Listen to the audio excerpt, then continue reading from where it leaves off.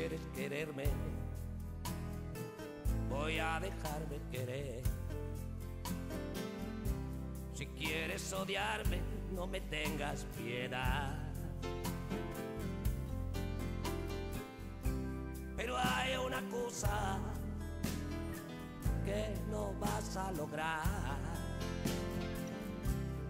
y es hacer negocios con la necesidad.